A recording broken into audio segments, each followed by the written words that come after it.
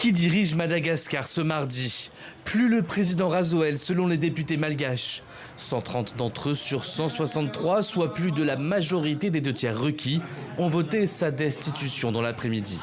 En application de l'article 49 de la Constitution, l'Assemblée nationale siège en session extraordinaire afin de prononcer l'abaissement définitif du président de la République en raison des incompatibilités manifestes entre ses fonctions de président de la République et d'autres activités réalisant son mandat, de nature à porter atteinte à l'unité de la nation ainsi que la souveraineté nationale.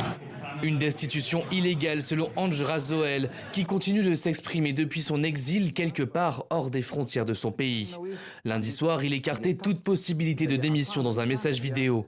Ce mardi, il publie plusieurs communiqués mis en ligne sur les réseaux sociaux pour dissoudre l'Assemblée nationale d'abord, puis pour préciser que sa destitution par cette même Assemblée est illégale. Mais un autre acteur s'est fait entendre ce mardi, le CAPSAT, l'unité militaire qui s'est ralliée au mouvement de contestation à Madagascar.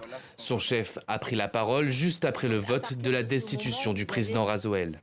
On a pris le pouvoir. Ça, c'est le palais présidentiel. On dissout à partir d'aujourd'hui le Sénat, le HCC, la HCC, la HCJ et la HCDDED. L'Assemblée nationale, on la laisse travailler, continuer à travailler. En fin de journée, la présidence de Madagascar réagit et dénonce une tentative de coup d'État. La République de Madagascar ne saurait être prise en otage par la force.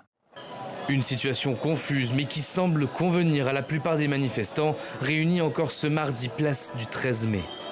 C'est incroyable parce que il y a 2 semaines, on se battait force à force avec les militaires et aujourd'hui, nous avons gagné. Une annonce vraiment qui mérite une célébration nationale.